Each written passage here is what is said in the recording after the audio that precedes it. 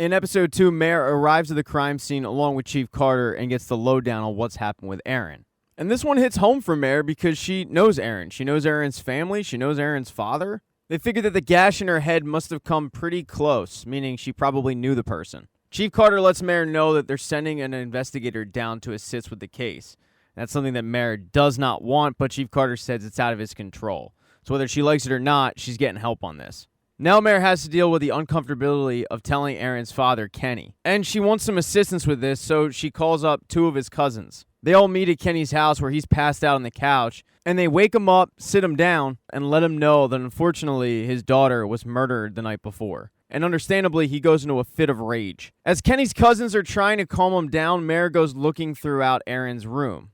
She doesn't really find much, but what she does see is a pamphlet for the surgery that Aaron's baby was going to need. By the time she gets downstairs, Kenny is calmed down and she's able to have a conversation with him where he is convinced that the only person that would have done this is Dylan. Mare goes about the routine, though, of asking some typical questions. When was the last time he saw his daughter? What was he doing the night before? But all the while, he continues to point to one person, Dylan. So Dylan is the first person of interest that's brought in for questioning. Right off the bat, he lies to Mare, saying that he saw her the previous night in the woods, but he didn't talk to Aaron because things aren't good between the two. As he's trying to formulate his lie, Brianna ends up calling his phone, and Mare sees who it is. She knows Brianna. She asks if Brianna is his new girlfriend, but he says, no, I don't have a new girlfriend. Mare questions him about what time he left the woods, and he starts to kind of unravel a little bit, getting really stressed out with her questioning. It gets to the point where he says, you told me I could leave, so I'm going to do that now. But Mare does warn him, if you have anything to tell me, do it now.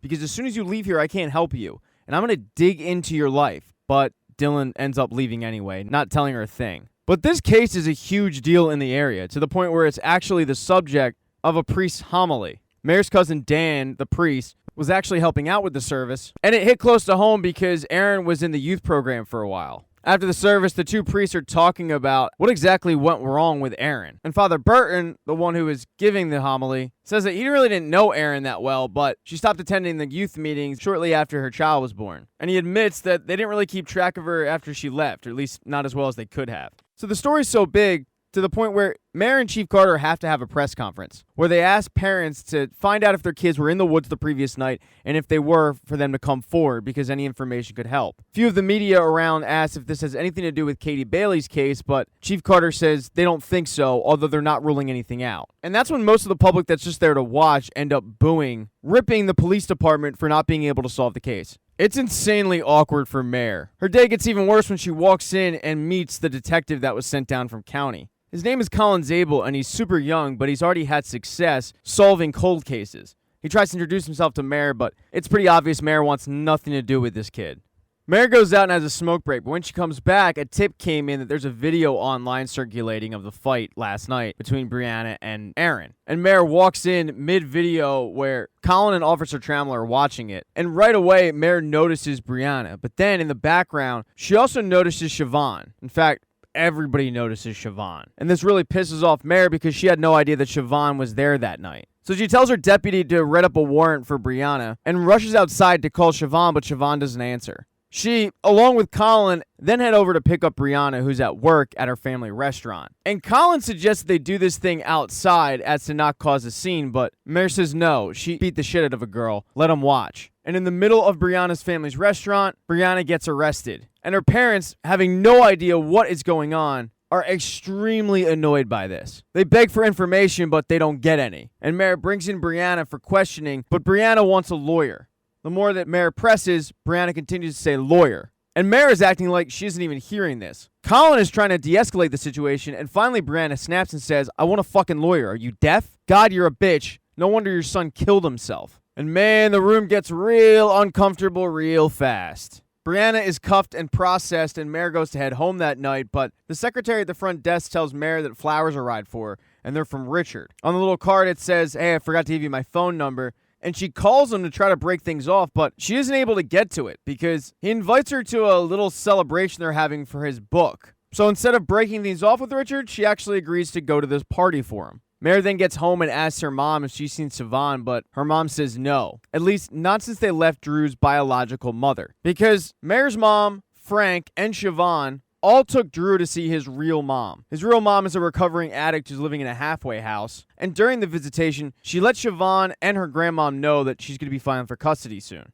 But after they left, Siobhan went MIA. Mare asked her mom if Carrie, Drew's real mom, said anything about custody, but Mare's mom lies to her and says, no, didn't say a thing. Mare then heads over to Frank's house to talk to him about something that's going on with Drew. Drew is going through some tics that his dad, Kevin, had shown when he was Drew's age. And with Kevin taking his own life, Mare is a bit concerned that Drew is showing these signs. So she tells Frank about them, and Frank lets her know that they need to stop by the new pediatrician to get a referral to see a neurologist, and Mare says that she would do it in the morning. Mare then decides to ask Frank about Erin, because Frank had actually taught Erin algebra in high school. So she asks Frank what kind of student she was, and Frank says, she was quiet, but I do get the impression that things weren't great at home. Mare then heads home and starts diving into the Katie Bailey cold case, but then hears the door open and it's Siobhan finally home. So she confronts Siobhan about what happened in the woods, while simultaneously yelling at her for not telling her that she was in the woods. And Siobhan tells her the whole story. She tells Siobhan that somebody from the station is likely going to want to talk to her about the exact same thing, just to give her a heads up. The next morning, as she said she would, Mare heads to the pediatrician to try to get that referral for the neurologist, where she explains the tics, how they correlate with Drew's dad, and the fears that Mare has. The pediatrician's more than willing to give her a referral for a neurologist, but she's also concerned with what Mare is doing to cope with the fact that her son killed herself. She offers to give her a referral for somebody to talk to, but Mare has zero interest in that. Taking the referral for Drew and then heading off to work. And when she gets there, she's greeted by Colin, and she gives him the same cold shoulder she gave him the day before. So Colin wants to start things off again. He tells Mare that this cold case is always going to be her case. He's just there to help her solve it. That's it. He's the sous chef. This does seem to work, starting things over again. And the two together start questioning every kid they can that was in the woods the previous night, although they don't get much information other than the fact that Erin showed up on a bike. Most of the kids aren't too frazzled by this, but the only kid that is Erin's best friend, Josie. They ask Josie if there's any little detail, even as insignificant as it might seem, that she can tell them, and she tells them, no, I can't really think of anything. The last person the police talk to is Siobhan, and Colin does this one alone so that there's not a conflict of interest, and Siobhan tells Colin the exact same thing that she told Mare the previous night. After Siobhan leaves, both Colin and Mare start going through everything that they've gotten so far. The last ping on Erin's cell phone occurred 13 miles away from where her body was found.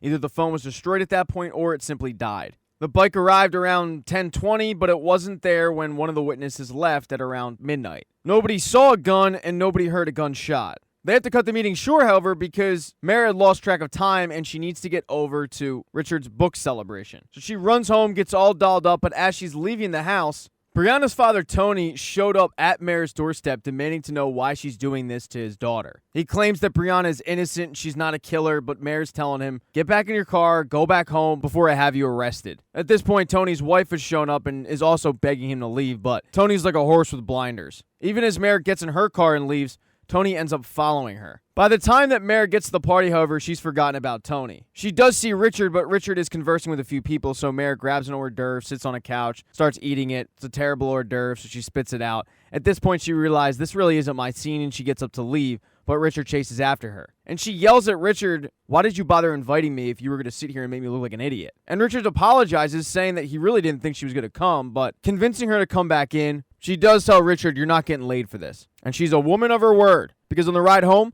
she is Richardless, and she stops to get gas where she notices that she's still being followed by Tony. She goes inside the gas station to pay for the gas, which is awkwardly being worked by Dawn. But when she goes to grab something to drink, in walks Tony. And Mare asks him, what the hell are you doing? Go home. But he says he's just there to get some milk. Even as Mare just pays for her thing, she warns Tony, you gotta get out of here and just go home. And Tony continues to play dumb, just saying that he's there to buy milk. So Mare causes a scene, yelling at him, your daughter beat the shit out of a girl in the woods who ended up dead. What part of that don't you understand? Dawn, to the surprise of literally everybody, actually sticks up for Mare, telling Tony to leave her alone. And that's something that Tony cannot understand, why Dawn is sticking up for Mare, the woman who hasn't caught the killer of her daughter. Mare, though, thanks Dawn and heads out. And Tony goes right after her, but Dawn gets in the way, saying, don't take another step. When Mare gets home, though, she's sitting down, she's looking over some mail. Something's arrived from Frank from district court, and then all of a sudden, a milk jug comes flying through her window and lands on her coffee table. And since Tony is a genius, he made sure that his getaway car had the name of his restaurant in big, bold letters on the truck. So while Mare might not be able to solve what happened to Katie or Aaron, I'm pretty sure she's going to be able to solve who threw the milk through her living room window. When the window broke, Siobhan came outside to see what happened, and Mare just says it's a scared father. She then questions Siobhan about what's the deal with the letter for Frank, and Siobhan is the one to finally tell Mare that Drew's biological mother is filing for custody. But that's not the only bit of Frank news we get that night, because something has been eating at Aaron's best friend Josie all night, and that's a secret that Aaron had told Josie. So Josie tells her mom, and her mom and Josie head on over to the house of Mare's friend Lori. They have to speak with Lori privately, where Josie tells Lori that Aaron had told her a secret, and Lori wants to know, well, why didn't you tell Mare? And the secret is Dylan isn't the baby's real father. And while Aaron never told Josie who she thought the father was, Josie's pretty convinced that it's Frank. And as for Dylan, well, he headed out that night at the behest of his parents and went to the same gas station that Mare went to. After buying a pack of cigarettes, he gets back in his car where Aaron's dad is waiting for him at gunpoint. He instructs Dylan to drive, directing him to a secluded location and telling him to run. And Dylan is crying, begging him not to do anything. But as he's running away, Kenny ends up shooting him in the back, killing him. Thanks for checking out this recap. Please consider subscribing to this channel. Like the video if you liked it. Hit thumbs down if you don't. Be nice in the comments section. Nasty comments hurt my feelings. I work hard on these. If I make a mistake, it happens. If you don't see the next video up in the end screen, it'll be up soon. Sharing is caring. Put it on your MySpace page or your away message. And check out my podcast, Scene Invaders, wherever you listen to podcasts.